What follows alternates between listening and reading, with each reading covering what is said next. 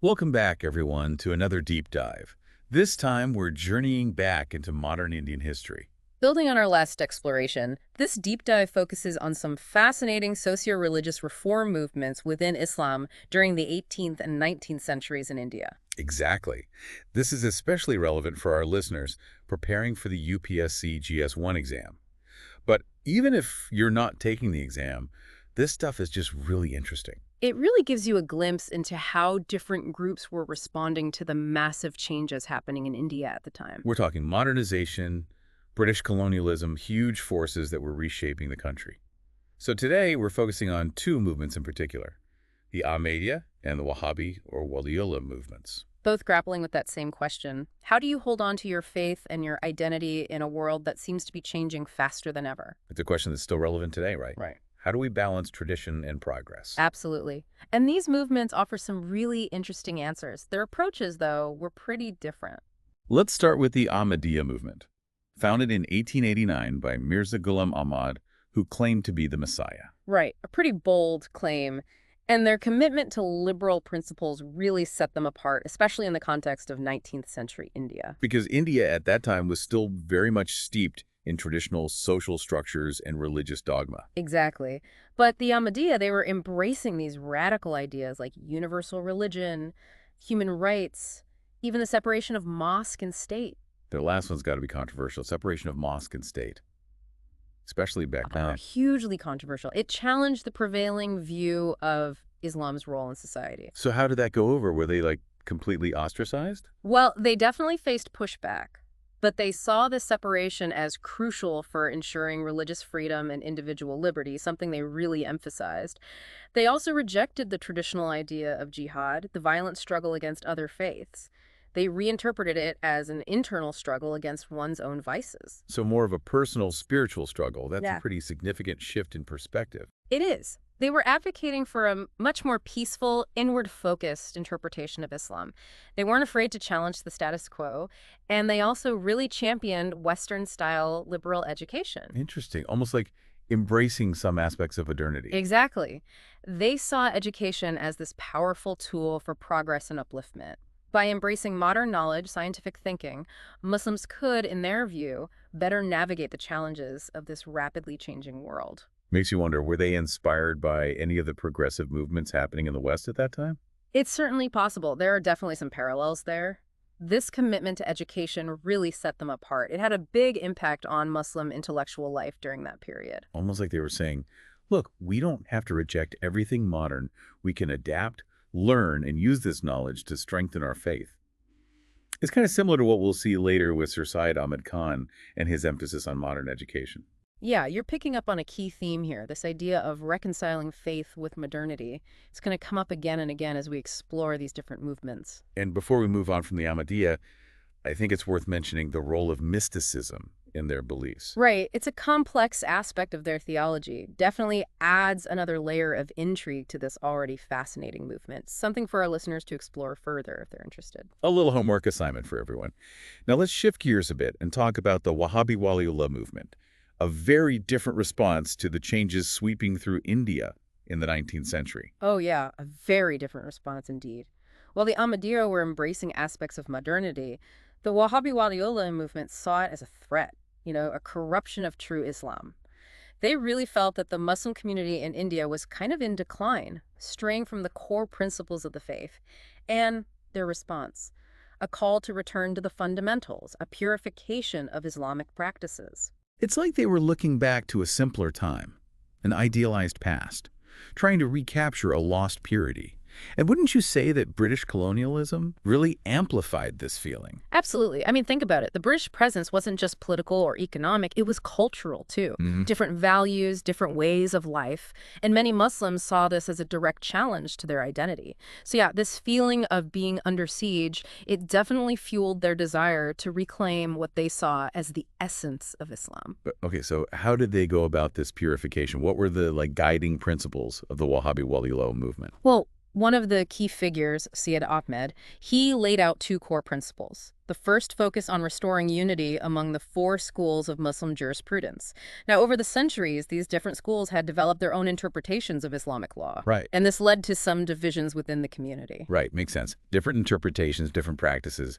Kind of natural, I guess, over such a long period. Exactly. And the Wahhabis, they felt this fragmentation. It weakened them, Mhm. especially when facing external pressures like, British colonialism. So they saw unity as this essential element for survival. Okay, unity. Makes sense. A united front. What about the second principle? That one was all about individual understanding of Islam. They wanted to move people away from blindly following rituals and traditions and encourage them to really engage with the Quran and Hadith, the primary sources. It was all about personal responsibility, cultivating a deeper connection with your faith. Not just going through the motions, but really understanding the why behind the what. That's interesting. Yeah, and this emphasis on individual conscience, it kind of echoes what was happening in Europe with the Protestant Reformation around the same Oh, time. wow, that's a good point. I hadn't thought of that. So we see these parallels Mm. across different cultures and religions. It's fascinating. And we can't talk about this movement without mentioning Shah Waliullah Dehlawi, who is a huge influence, right? Yeah. Oh, absolutely. He predates the movement itself, but his writings and teachings laid the groundwork for a lot of the ideas. Waliullah was this brilliant scholar, deeply concerned about the state of Islam in India. He felt that Muslims had strayed from the true path, you know, becoming too caught up in worldly matters. Losing their spiritual focus. Exactly. And he, like the Wahhabis, stressed unity, advocated for a return to the fundamentals of Islam. So you could say he planted the seeds, and then figures like Shah Abdulaziz and Syed Ahmad Barelvi, they kind of picked up the torch and ran with it. So they took Waliullah's ideas and turned them into this driving force for change. Exactly. And it wasn't just about religious practices, it was about asserting Muslim identity in this changing world. They were challenging British authority, resisting cultural influence, trying to carve out a space for Islam in the new India. It really gets into issues of power, identity, resistance. It's not just an internal religious reform movement anymore. It's about navigating the complexities of colonial rule. Really fascinating stuff. And this actually leads us perfectly to our next key figure, Sir Syed Ahmad Khan. He offers a very different perspective on how Muslims in India navigated modernity and colonialism. Sir Syed Ahmad Khan. Now, he's a figure who really embodies that tension between tradition and modernity. Yeah, he's often seen as this bridge builder, someone who tried to reconcile Islam with this rapidly changing world of 19th century India. He was a fascinating character, trying to navigate these two worlds, deeply rooted in his Islamic faith, but also recognizing the need for Muslims to engage with modern education and Western thought. Quite a contrast to the Wahhabis who, saw that Western influence as a threat. Right. Sir Syed, he believed it could actually be harnessed, used for the betterment of the Muslim community. And his relationship with the British, well, that was complicated. Yeah, a bit controversial too, right? He served in their judicial system, was a vocal advocate for loyalty to the crown, even received a knighthood. I imagine that didn't sit well with everyone. No, definitely raised some eyebrows. But remember, this was a time when Muslims were viewed with a lot of suspicion by the British, especially after the 1857 revolt. Sir Syed, he believed that by working within the system, proving their loyalty, Muslims could gain access to opportunities, resources, things that would ultimately empower them. Kind of a strategic move. Exactly, playing the long game. And a big part of that was his focus on education. Right. It seems like this emphasis on education keeps popping up in these reform movements. It's a common thread for sure. And for Sir Syed, it was key. He really believed it was the key to progress for Muslims in India. He saw education as a way to help Muslims overcome the socioeconomic disadvantages they face. Exactly. He believed that by acquiring modern knowledge, modern skills, they could really start to thrive. But of course, the big question is, how do you reconcile that with the teachings of Islam? Some might see those as two very different things. Totally. On the one hand, you've got this push for Western education, and then on the other, the traditional Islamic teachings. Did he see a conflict there? Actually, no. Sir Syed was a firm believer that reason and revelation, they weren't incompatible. He argued that the Quran itself encouraged critical thinking, the pursuit of knowledge. So no contradiction between Islamic teachings and modern science. Did he see them as complementary then? Absolutely. He even believed that by understanding the natural world through science, Muslims could deepen their appreciation of God's creation. Pretty interesting perspective. It is. So he was trying to, I guess, modernize Islamic thought, showing that faith and reason can coexist? Right, and he wasn't just talking about it. He took action. He founded schools, facilitated the translation of important works into Urdu, and of course he established the Mohammedan Anglo-Oriental College, which later became the Aligarh Muslim University. The Aligarh Muslim University. That's a pretty impressive legacy. It's interesting to see how both the Ahmadiyya movement and Sir Syed, despite their differences, they both saw education as this tool for empowerment. Yeah, it's a powerful counter-narrative to that Wahhabi focus on returning to the past.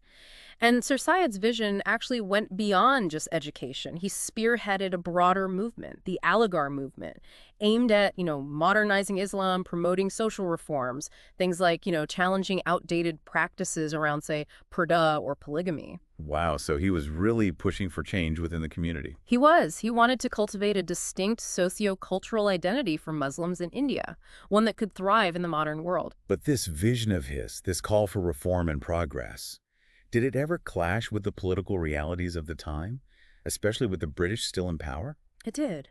Not everyone agreed with his approach. Some felt he was too accommodating to the British. Others felt he wasn't doing enough to address the political challenges.